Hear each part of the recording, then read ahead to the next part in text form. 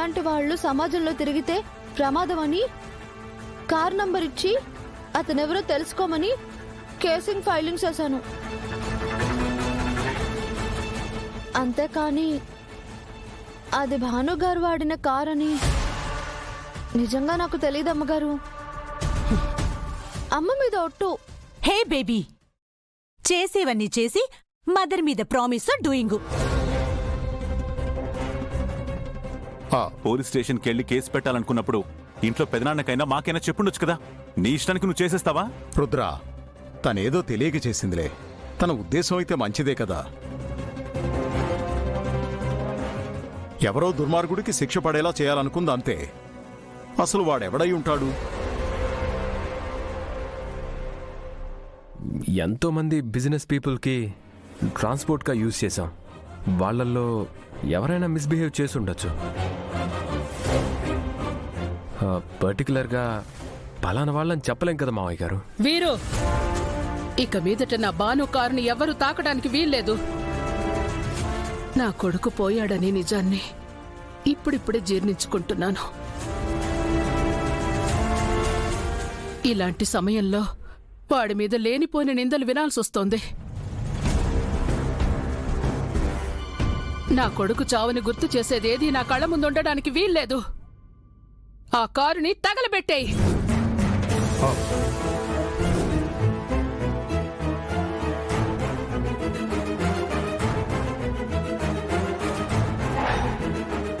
నన్ను క్షమించండి అత్తయ్య, మళ్ళీ ఆ కార్ని యూజ్ చేయను.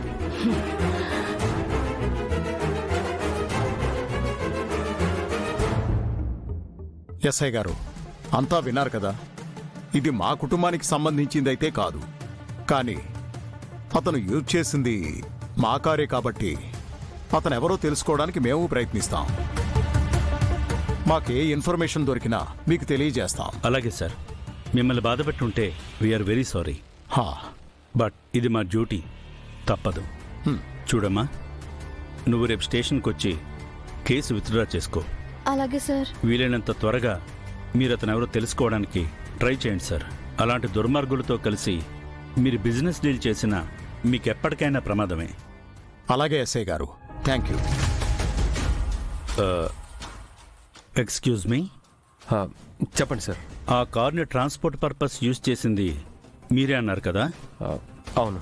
మీరు కూడా స్టేషన్కి వచ్చి ఒక క్లారిటీ నోట్ ఇవ్వండి.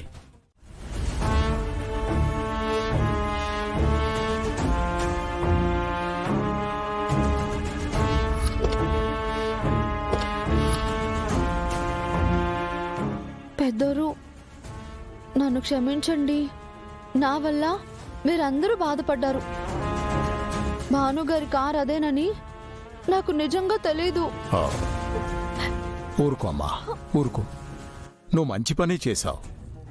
నువ్వు ఈ కేసు ఫైల్ చేయడం వల్లే మన బిజినెస్ డీలర్స్లో ఇలాంటి వాళ్ళు కూడా ఉన్నారని బయటపడింది. అది క్లియర్ చేయడమే మంచిది. వీరు, నువ్వేం చేస్తావో నాకు తెలీదు. కంపెనీ సీసీటీవీ ఫుటేజ్, వాళ్ళకి అలాట్ చేసిన కాటేజెస్ అండ్ ఆ కార్ని ఏ డేట్లో ఎవరు యూజ్ చేశారో అన్ని విషయాలు తెలుసుకొని ఆ రాస్కల్ ఎవడో పట్టుకోండి. అలాగే మావయ్య గారు. గంగా, నువ్వు బాధపడకమ్మా. అది కాదు పెద్దోరు, అమ్మగారికి నా మీద కోపం వచ్చిందేమో కదా. అలాంటిదేం లేదు. కాకపోతే ఈ ఇన్సిడెంట్ వల్ల తనలో పాత శకుంతల ఎక్కడ మేలుకుంటుందో అనే భయం మొదలైంది. అలా జరగకూడదనే కోరుకుంటున్నాను.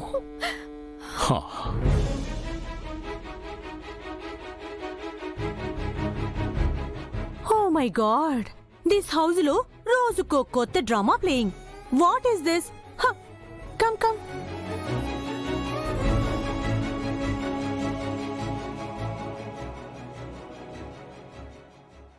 ఏంటి బ్రో, నీ బండారం బయటపడబోయి కాస్తలో తప్పిపోయిందనుకుంటా. గంగ నీకు ఇలాంటి షాక్ ఇస్తుందని నేను కూడా గెస్ చేయలేదు. రుద్ర గారి కేసు ఫైనల్ హియరింగ్ వచ్చింది సార్. మీ వైఫ్ శకుంతల గారు రుద్ర గారే తన కొడుకుని హత్య చేశారని కేసు ఫైల్ చేశారు. రుద్ర, పెదనాన్న కూర్చో.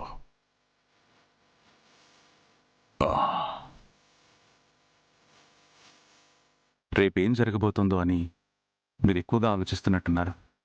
మీరు దాని గురించి ఏం పట్టించుకోకండి. జరిగేది జరుగుతుంది. ఆలోచించకుండా ఎలా ఉండగలను రుద్ర?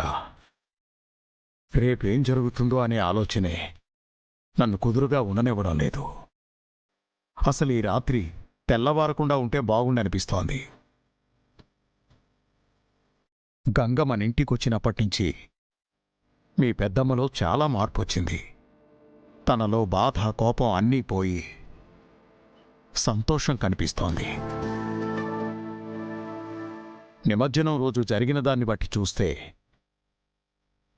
నీ మీదున్న ద్వేషం కాస్త తగ్గి మంచిగా ఆలోచిస్తుందేమో అనిపిస్తోంది. కానీ ఆ ఆలోచన రేపు కోర్టుకు వెళ్లే వరకు ఎలా మారుతుందో అన్న భయం కూడా ఉంది. నువ్వేం ఆలోచిస్తున్నావు రుద్ర? నేనేం జరుగుతుందో అని ఆలోచించే స్థాయిలోనో, లేక ఏదో అద్భుతం జరిగి అంతా ఒకసారిగా మారిపోతే బావుండు అని ఆశించే రీతిలోనూ లేని పెదనాన్న. ఏం జరిగినా యాక్సెప్ట్ చేసే పరిస్థితిలోనే ఉన్నాను. అందుకే మీరు కూడా ఎక్కువగా దీని గురించి ఆలోచించకండి. రేపు ఏం జరిగినా మీరు యాక్సెప్ట్ చేయడానికి ప్రిపేర్డ్గా ఉండండి. ఒక కొడుకుని పోగొట్టుకొని గుండె దిటవు చేసుకొని కాలం గడిపేస్తున్నాను. ఇంకో కొడుకుని కూడా దూరం చేసుకొని నేను నిలబడగలిగేంత శక్తి ఈ గుండెకు లేదు రుద్ర. పెదనాన్న,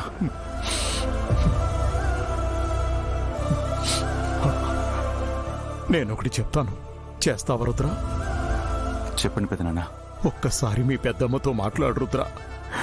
నేను ఏ తప్పు చేయలేదని తనకు అర్థమయ్యేలా చెప్పు. నీ మనసులోని భారం తెలిస్తే అయినా తన మనసు కరుగుతుందేమో.